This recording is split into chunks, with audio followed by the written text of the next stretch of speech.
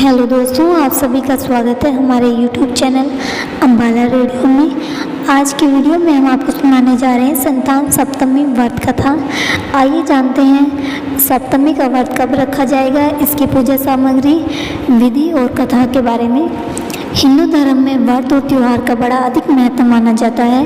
हिंदू पंचांग के मुताबिक भाद्रपद माह के शुक्ल पक्ष की सप्तमी तिथि को प्रत्येक वर्ष संतान सप्तमी का व्रत मनाया जाता है।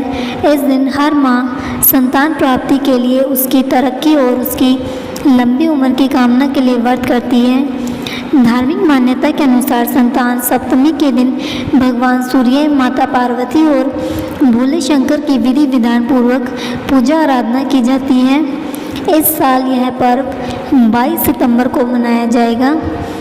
सप्तमी तिथि का शुभ मुहूर्त 21 सितंबर दोपहर 2:14 से शुरू होकर अगले दिन 22 सितंबर दोपहर 1:35 पर समाप्त होगा, जिसमें ब्रह्म मुहूर्त सुबह 4:30 से सुबह 5:22 तक है।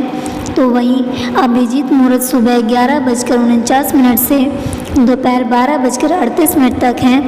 इसके अलावा गोधूली मुहूर्त शाम 6:18 से शाम 6:42 तक, तो वहीं अमृतकाल सुबह 6:45 से सुबह 8:30 बजे तक है।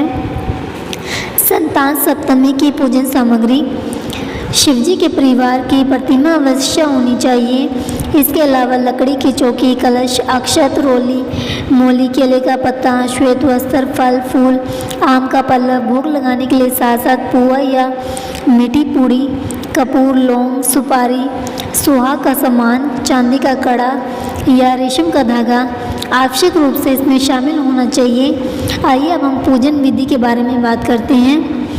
ब्रह्म मुहूर्त में उठकर स्नान करें, स्वच्छ कपड़े पहने। इसके बाद शिवजी व विष्णु जी की पूजा करें।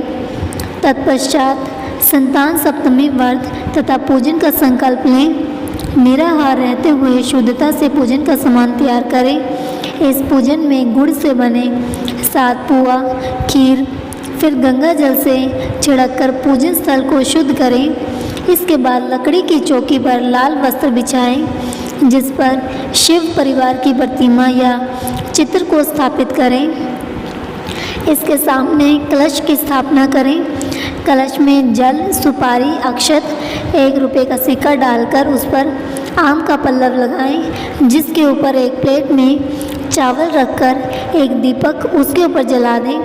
फिर भगवान को चढ़ाने वाले आटे और गुड़ के 7 पुएं, जिसे महाप्रसाद कहते हैं, इन्हें केले के पत्ते में बांधकर वहाँ पर रख दें। इसके बाद फल फूल, धूप दीप से विधिवत पूजन करते हुए पूजा की शुरुआत करें।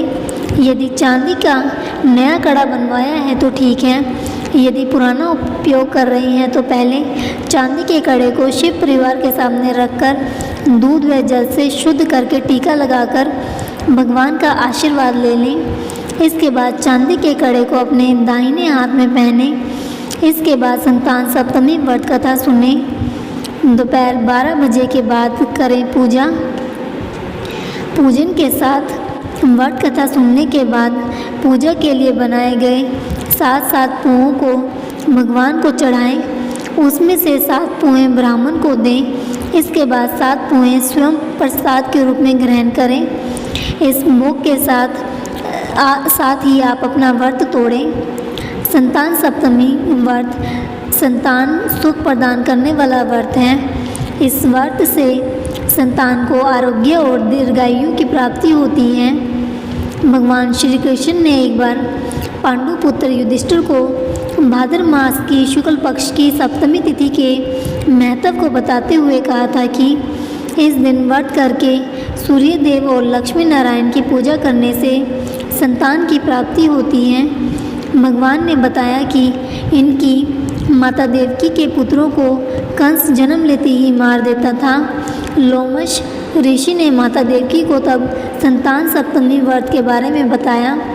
माता ने इस व्रत को रखा और लोमश ऋषि के बताए विधान के अनुसार माता ने इस व्रत के नियम का पालन किया। इससे मेरा जन्म हुआ और मैंने कंस के अत्याचार से धरती को मुक्ति दिलाई। संतान सप्तमी व्रत कथा के अनुसार प्राचीन काल में नहुष अयोध्यापुरी का एक प्रतापी राजा था। उस राजा की पत्नी का नाम चंद्रमुखी था। उसके राज्य में ही विष्णुदत्त नामक एक ब्राह्मण रहा करता था, जिसकी पत्नी का नाम रूपवती था। रानी चंद्रमुखी और रूपवती में बहुत गहरा प्रेम था। एक दिन वह दोनों सरयू में स्नान करने गई, जहाँ दूसरी स्त्रियां भी स्नान कर रही थी। उन स्त्रियों द्वारा वहीं पर पार्वती शिव की प्रतिमा बनाकर विधि पूर्वक उनका पूजन किया। तब रानी चंद्रमुखी और रूपवती ने उन स्त्रियों से पूजन का नाम तथा विधि के बारे में पूछा। तब एक स्त्री ने बताया कि यह संतान देने वाला व्रत है। इस व्रत के बारे में सुनकर रानी चंद्रमुखी और रूपवती ने भी इस व्रत को करने का संकल्प किया और शिवजी के नाम का डोरा बांध लिया। परंतु घर पहुंचने पर वह अपने संकल्प को भूल गई, जिसके कारण मृत्यु के बाद रानी वानरी और ब्राह्मणी मुर्गी की योनि में पैदा हुई। कालांतर में दोनों पशु योनि छोड़कर दोबारा मनुष्य योनि में आई। चंद्रमुखी मथुरा के राजा पृथ्वीनाथ की रानी बन गई और रूपवती ने फिर एक ब्राह्मण के घर जन्म लिया। इस जन्म में ईश्वरी नाम से रानी और भूषणा नाम से ब्राह्मणी जानी जाती थी। भूषणा का विवाह राजपुरोहित अग्निमुखी के साथ हुआ।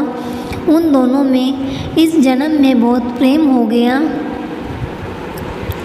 पूर्व जन्म में व्रत भूलने की वजह से इस जन्म में भी रानी की कोई संतान नहीं हुई, जबकि व्रत को भूषणा ने अभी भी याद रखा हुआ था, जिसके कारण भूषणा ने सुंदर और स्वस्थ 8 पुत्रों को जन्म दिया।